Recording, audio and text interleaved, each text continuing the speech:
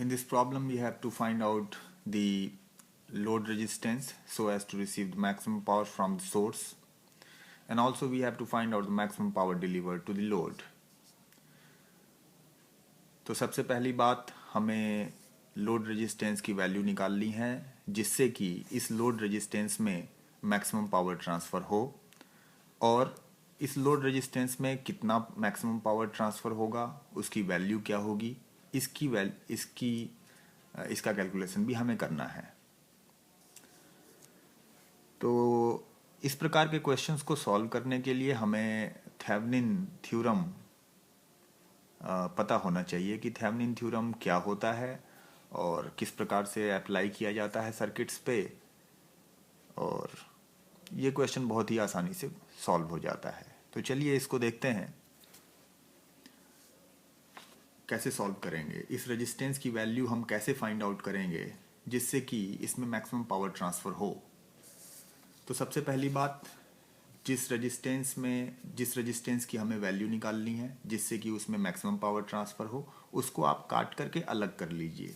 जैसे कि ये जो सर्किट है ना, ये मेन सर्किट जो है, इसमें जिसमें हमें लोड रेजिस्टेंस को फाइंड आउट करना है, तो इस लोड रेजिस्टेंस को ही आप काट कर बाहर कर लीजिए। तो सर्किट आपको इस तरह से दिखाई देगा। लोड रेजिस्टेंस को आप बाहर निकाल लीजिए और पूरे के पूरे सर्किट पे थेवेनिन थ्योरम लगा दीजिए और सर्किट का थेवेनिन इक्विवेलेंट बना लीजिए ए और बी के क्रॉस। ए और बी के क्रॉस पूरे के पूरे सर्किट का आप थेवेनिन इक्विवेलेंट बना लीजिए। तो थेवेनिन इक्विवेलेंट इस तरह से बनता है। जब भी हम किसी सर्किट का थेवेनिन इक्विवेलेंट बनाते हैं तो वोल्टेज और रेजिस्टेंस, वोल्टेज सोर्स और रेजिस्टेंस दोनों सीरीज कॉम्बिनेशन में होते हैं।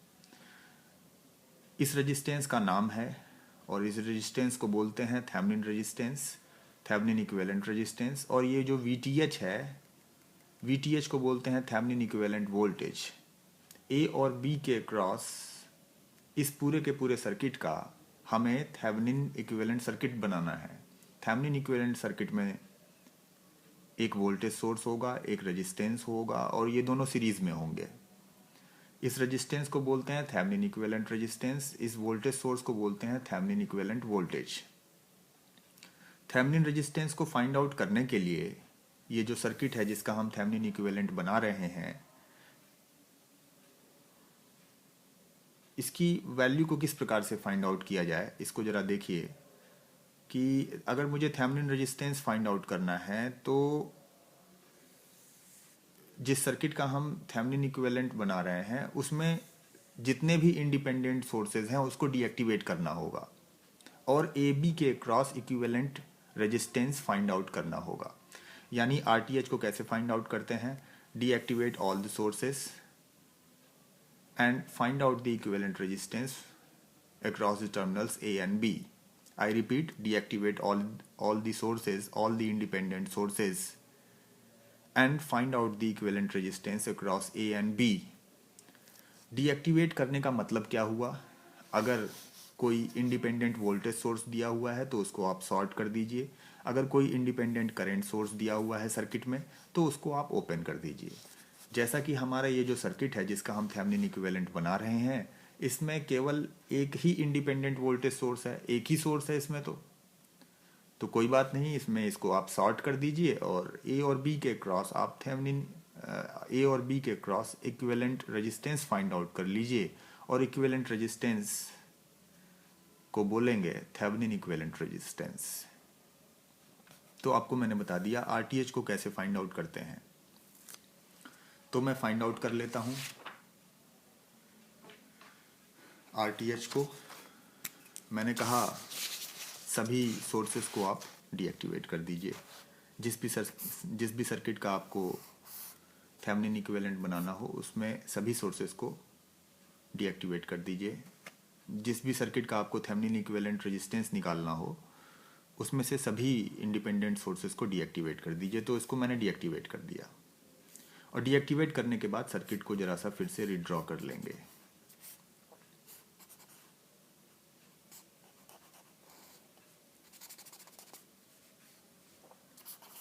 A, this is P, this is 10, 20, 30 ओम, 40 ओम, और ए बी के क्रॉस मुझे इक्विवेलेंट रेजिस्टेंस निकालना है, क्योंकि अब मैंने जो है सोर्सेज को डीएक्टिवेट कर दिया है। अब मेरा काम है ए बी के क्रॉस इक्विवेलेंट रेजिस्टेंस को फाइंड आउट करना। तो जो भी इक्विवेलेंट रेजिस्टेंस आएगा उसको बोलेंगे थेवेनिन इक्विवेलेंट रेजिस्टेंस। तो देखिए, ये पॉइंट अगर ए है तो ये वाला पॉइंट भी ए होगा, क्योंकि इन दोनों पॉइंट के बीच में कोई भी इलेक्ट्रिकल एलिमेंट प्रेजेंट नहीं है। अगर कोई इलेक्ट्रिकल एलिमेंट प्रेजेंट नहीं है तो same potential equals to same point. यहाँ और यहाँ का पोटेंशियल सेम है, यहाँ और यहाँ का, इसलिए ये दोनों पॉइंट सेम है। ये पॉइंट बी है, तो इस पॉइंट का नाम भी बी होगा, क्योंकि इन दोनों पॉइंट के बीच में कोई भी इलेक्ट्रिकल एलिमेंट प्रेजेंट नहीं है, इसलिए दोनों का पोटेंशियल सेम होगा। अगर इस पॉइंट का नाम बी है तो इस पॉइंट का नाम मुझे अलग रखना पड़ेगा, क्योंकि इन दोनों पॉइंट्स के बीच में एक रेजिस्टेंस है, पोटेंशियल अलग अलग होगा, इसलिए इन दोनों पॉइंट्स का नाम भी अलग अलग होगा। ये पॉइंट अगर सी है तो देखिए ये वाला जो पॉइंट है ये सी होगा, क्योंकि इन दोनों पॉइंट्स के बीच में अगर इधर से देखें, इस साइड से देखें, ऐसे ऐसे नहीं देखना है आपको, ऐसे नहीं देखना है, इधर से देखिए। अगर हम इधर से देखें तो इन दोनों पॉइंट्स के बीच में कोई भी इलेक्ट्रिकल एलिमेंट नहीं है, तो दोनों पॉइंट्स सेम पोटेंशियल पे होंगे, इसलिए दोनों पॉइंट्स का नाम भी एक होगा।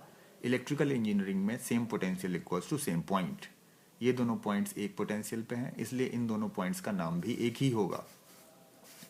सर्किट को आप जरा सा फिर से सही फॉर्म में आप कर लीजिए, जिससे कि आप आसानी से इक्विवेलेंट रेजिस्टेंस फाइंड आउट कर पाएँ। देखिए, ए और बी के क्रॉस मुझे इक्विवेलेंट रेजिस्टेंस फाइंड आउट करना है, इसलिए ए और बी को मतलब दोनों एंड्स पे रखिए, और सी पॉइंट जो हमने नया पॉइंट इंट्रोड्यूस किया है उसको आप बीच में रखिए। ए और सी के बीच में यहाँ पे 10 ओम का रेजिस्टेंस है, 10 ओम का रेजिस्टेंस यहाँ पे हो गया। ए और सी के बीच में 30 ओम का रेजिस्टेंस है, तो यहाँ पे आप 30 ओम का रेजिस्टेंस बना दीजिए। बी और सी के बीच में 40 ओम का रेजिस्टेंस है, तो ये हो गया 40 ओम। बी और सी के बीच में 20 ओम का रेजिस्टेंस है, तो आप इसको बना दीजिए 20 ओम का रेजिस्टेंस। ये दोनों पैरेलल में है, पैरेलल का इक्विवेलेंट आप फाइंड आउट कर लीजिए, 7.5 होगा। 40 और 20 आपस में पैरेलल में है, इसका इक्विवेलेंट होगा 13.33। इन दोनों का इक्विवेलेंट आप फाइंड आउट कर लीजिए, ये हो गया 20.83। मतलब ये हो गया कि ए और बी के बीच में जो इक्विवेलेंट रेजिस्टेंस है 20.83 ओम है, और यही है आपका Thevenin resistance, Thevenin equivalent resistance 20.83। So write this value 20.83 ohm is the resistance, is the Thevenin equivalent resistance of this circuit. अब बात करते हैं कि थेवेनिन इक्विवेलेंट वोल्टेज सोर्स कैसे फाइंड आउट किया जाए, और तरीका क्या है थेवेनिन इक्विवेलेंट वोल्टेज सोर्स को फाइंड आउट करने का। अगर आपको Thevenin equivalent voltage source find out करना है तो किसी भी सोर्स को डीएक्टिवेट करने की ज़रूरत नहीं है। जिस भी सर्किट का हम थेवेनिन इक्विवेलेंट सर्किट बनाने जा रहे हैं उसमें से किसी भी सोर्स को डीएक्टिवेट करने की ज़रूरत नहीं है। तो without deactivating any source, find out the potential drop between the points A and B. बिना किसी सोर्स को डीएक्टिवेट किए हुए ए और बी के cross potential difference find out करिए, और जो भी पोटेंशियल डिफरेंस होगा ये पोटेंशियल डिफरेंस ही थेवेनिन इक्विवेलेंट वोल्टेज सोर्स कहा जाएगा।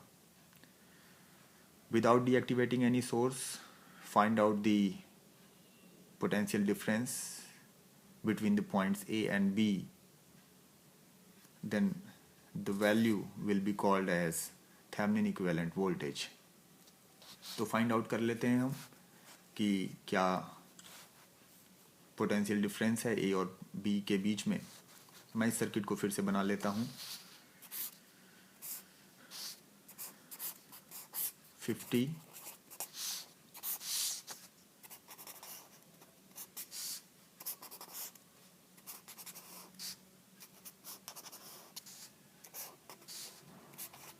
ए बी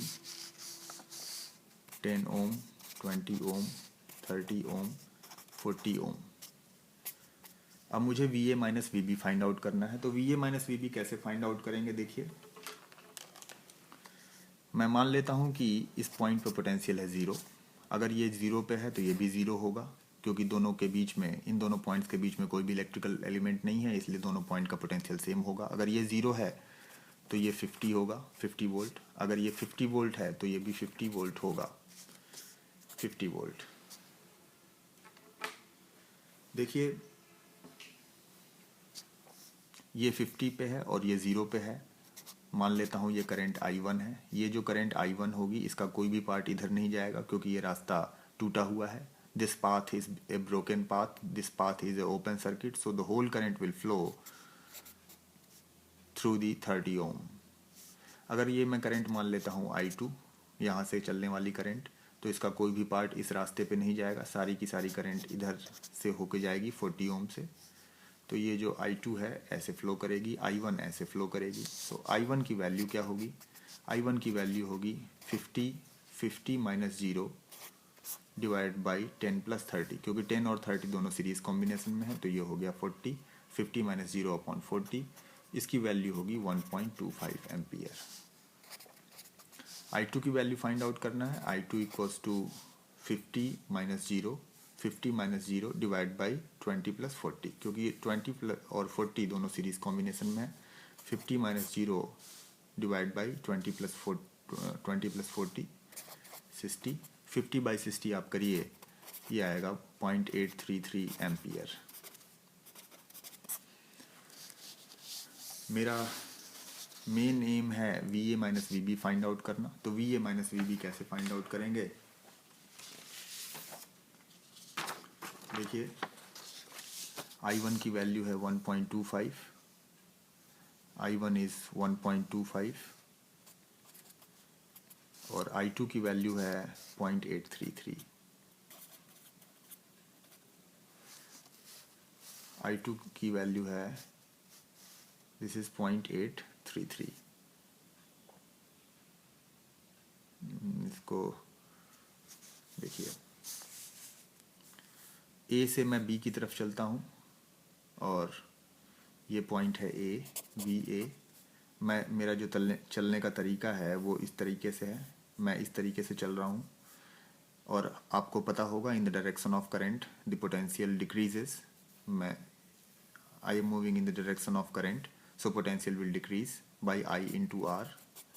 1.25 इंटू 30 माइनस, अब ऐसे मैं चल रहा हूँ, मेरा चलने का तरीका करंट के अपोजिट डायरेक्शन में है। मैं इस तरीके से चल रहा हूँ ऐसे। यहाँ जब मैं इस तरीके से चला तो in the direction of current चला। जब मैं ऐसे इस रास्ते पे चल रहा हूँ, ऐसे जा रहा हूँ, तो opposite to the direction of current मुझे मूव करना पड़ रहा है। So the potential will increase by I into R। So I की वैल्यू है 0.833 इंटू 40 और मैं पहुंच गया पॉइंट B पे। ये पॉइंट B है। VA माइनस VB को आप फाइंड आउट कर लीजिए, इसकी वैल्यू है 4.18 volt. So VA minus VB equals to 4.18 volt and this is the Thevenin equivalent voltage. You can write those values. So this is 4.18 volt. लेकिन हमारा main M क्या था? हमें क्वेश्चन में क्या पूछा गया था? हमें क्वेश्चन में ये कहा गया था कि लोड रेजिस्टेंस की वैल्यू निकालिए, find the value of the load resistance so that the maximum power is delivered to this load. तो अगर आपने थेवेनिन इक्विवेलेंट सर्किट बना लिया है और ये जो हमने RL को काट कर बाहर निकाला था, ये RL जो है लोड रेजिस्टेंस A और B के बीच में था, तो जिसको हमने काट कर बाहर निकाला था उसको हम फिर से यहीं पे लगा देंगे। A और B के बीच में, ये लोड रेजिस्टेंस A और B के बीच में था, तो फिर से हम इसको यहाँ पे इंसर्ट कर देंगे। और ये जो Thevenin maximum power transfer theorem अगर आपने पढ़ी हो, तो लोड रेजिस्टेंस की वैल्यू अगर थेवेनिन इक्विवेलेंट रेजिस्टेंस के बराबर हो तो इस लोड में मैक्सिमम पावर ट्रांसफ़र होती है। तो इसका आंसर हो गया कि लोड रेजिस्टेंस की वैल्यू 20.83 होगी, क्योंकि थेवेनिन रेजिस्टेंस कितना है? 20.83। तो पहला आंसर हमें पता चल गया कि लोड रेजिस्टेंस की वैल्यू होगी 20.83 then the maximum power will be transferred from the source to the load. ये हमारा सोर्स है, सोर्स से लोड में मैक्सिमम पावर तभी ट्रांसफ़र होगी जब लोड रेजिस्टेंस की वैल्यू थेवेनिन रेजिस्टेंस के बराबर होगी। तो ये जो लोड रेजिस्टेंस होगा ये है इसकी वैल्यू 20.83 ओम। अब कितनी पावर, ये जो मैक्सिमम पावर ट्रांसफ़र होगी इसकी वैल्यू क्या होगी, इसको फाइंड आउट करना है। तो आसानी से हम इसको फाइंड आउट कर सकते हैं। बताइए इसमें करंट कितनी होगी, इस सर्किट में करंट कितनी होगी। The value of the current will be VTH 4.18 divide by the net resistance 20.83 plus 20.83। ये दोनों रेजिस्टेंस सीरीज कॉम्बिनेशन में है। करंट की वैल्यू आप फाइंड आउट कर सकते हैं। और ये जो करंट की वैल्यू होगी ये है